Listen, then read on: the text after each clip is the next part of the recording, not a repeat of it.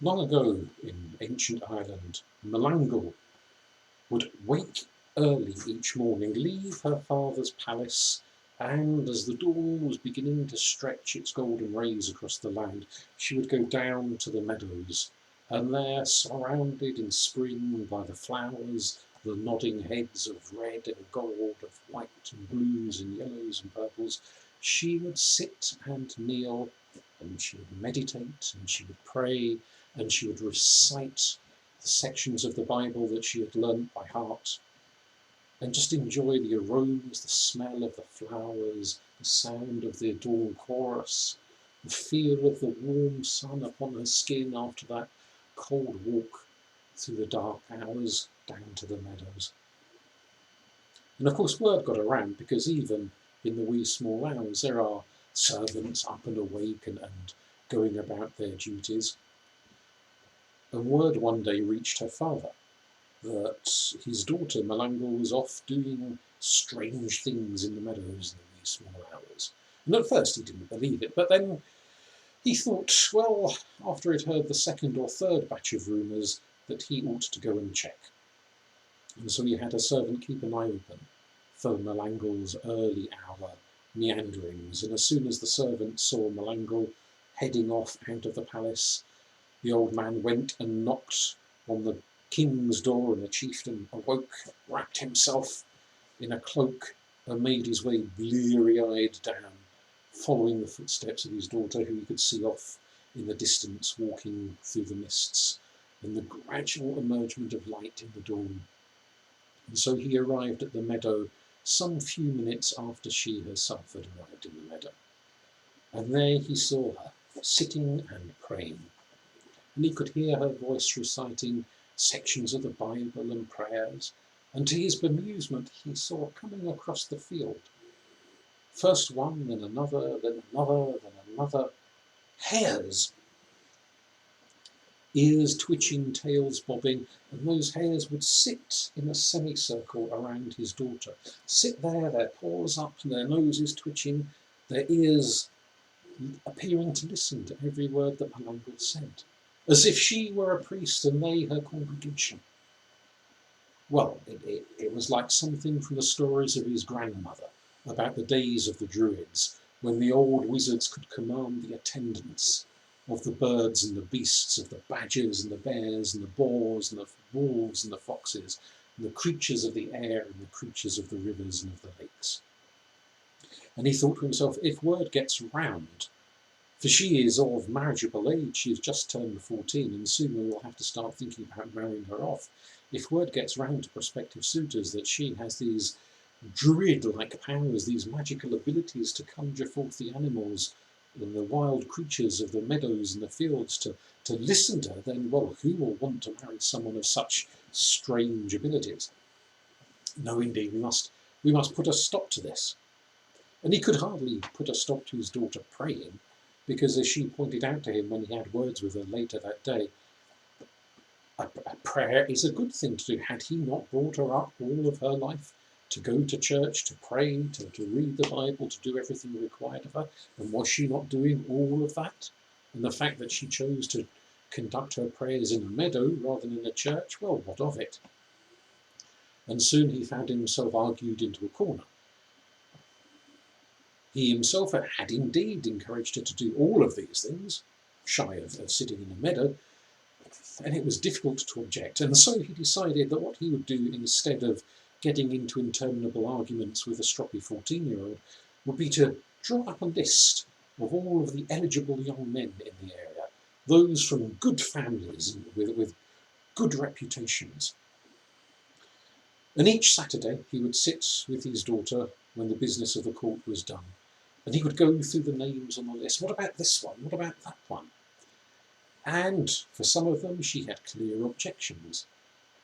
One had terrible acne, one had awful breath, one was infamously flatulent, there was excuse after excuse, and even for the decent ones, the good ones for whom she could come up with no particular objection, she had to say to her father the truth. The simple matter was that she was not marriageable material. She didn't want to get married. She didn't want to have children. That Given free choice in the world, she would like to join a convent, to join a nunnery.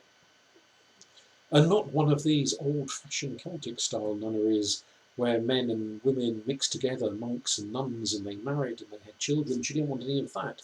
She wanted one of those Roman-style nunneries where it's just women, and none of them marry and none of them had children. And her father was quite horrified by the thought. He could, at a push, see her as a nun in the old Irish style, where she could at least marry a monk and have children and provide heirs for the kingdom. But the Roman style, all of this celibacy, he couldn't be doing with any of that. It didn't seem natural, didn't seem normal. And for a year and a day, the two of them argued back and forth, back and forth. Name after name he would suggest of eligible young men, excuse after excuse she would come up with to avoid them, to dodge them, to turn them down. Until at the end of a year and a day, her father determined that he would have no more of this nonsense.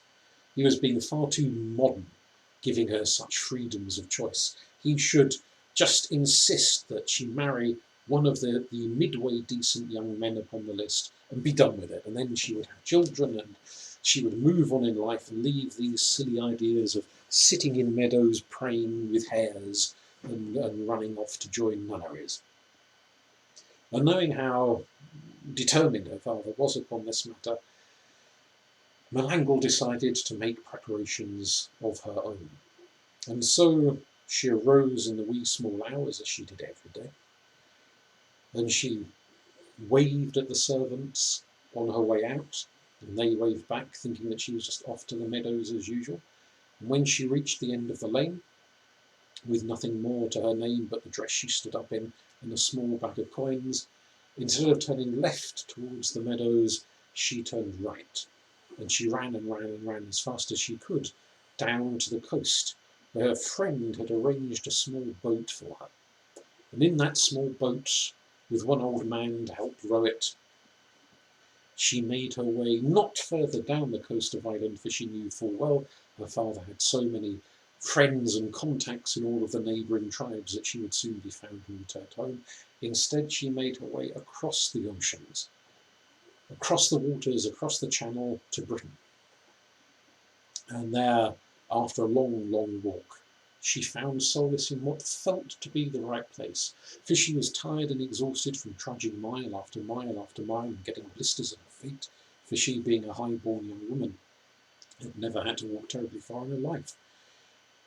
And now suddenly she was having to walk miles and miles. Well, she stopped and she sat up on a fallen log and she took off her shoes, she massaged her feet, and there, emerging into a ray of sunlight falling down between the trees, was a hare. And she took this as an omen, as a sign from God that, having had her meadow of attendant hares back in Ireland, now here was a hare to tell her this is where she should settle, as a hermit in the woods, in what she didn't at the time realise was the kingdom of Pallas. And there for several years she lived indeed. She had built herself her own small little hut, a shelter that she lived in, scarcely bigger than a shed, but enough for her purposes. She gathered fruit and nuts and the occasional bit of meat in the woods. She prayed, she meditated. She missed not having the trappings of the court, but she adapted, she became used to it. And she ensured that the old man who had rowed the boat across to Britain, when he rowed back to Ireland, would send word to her father that she was not murdered and dumped in a ditch by brigands, but that she was in fact safe and with God. For she didn't want to distress her father any more than needs be. And so she would have stayed there in peace and contentment and isolation, probably for the rest of her life, were it not for one March day, when the local prince, Brochwel, was out hunting for hares for the supper table.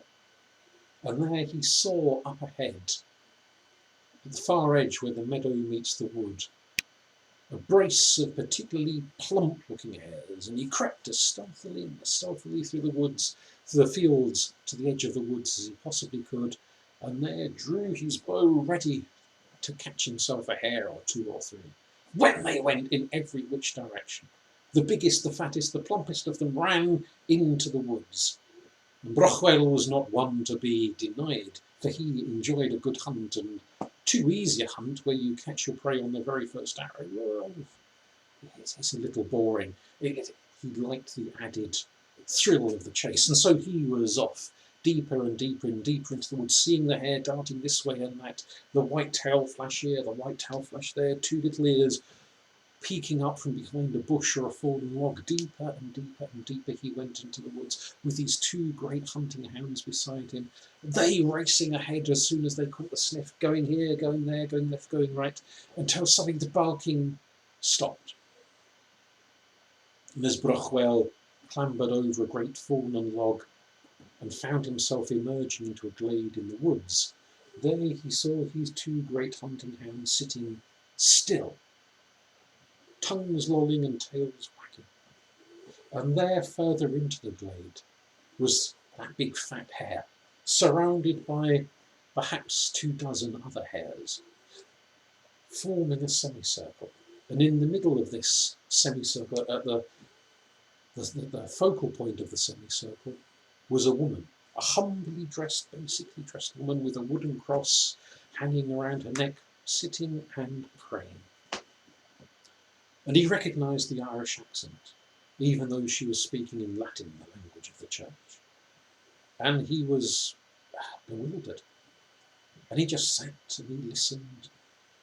And in due course he knelt down and he prayed along with this mysterious woman, this hermit in the woods. And when she had finished and she stood up, she was as shocked to see him as he had been initially to see her. And the two fell to talking, and he explained that this was indeed his land. This forest was part of the kingdom of Pass, and he was the prince of Pass. And she told her tale of how she had fled from Ireland to find solace, to pursue her life with Christ, rather than being married off with children, of how she had formed her own congregation of hares who would come over from the meadows to sit and worship with her. And the prince granted a great portion of that land, asking her to do what she'd initially set out to do when she jumped on the boat from Ireland, that in that land she should build, with money from him and workers and helpers provided by him, she should supervise the building of a community, of a nunnery, with a church, with rooms, with farmland, with all of the amenities needed by a nunnery. And so the hermit Melangell became the nun Melangell, and then in due course became the abbess Melangell. And there she lived for nigh on 40 odd years until she died peacefully in bed in great old age. And not only did they have their own visiting priest, but the abbess herself would lead prayers not only in the nunnery for the various meals and services of the day, but come rain, come shine, come snow, come hail, come any weather conditions, she would also once a week go out into the woods, away from the community, out into some wild spot not far from the fields and the meadows, and she would sit and lead not only her nuns in prayer, but all of the hares that would gather around and come and listen. And so when she finally shuffled off her mortal coil late in the month of May, she was translated up to the heavens, where she became St Melangell. And from that day forth to this, she is the patroness, the guardian, the saint of hares.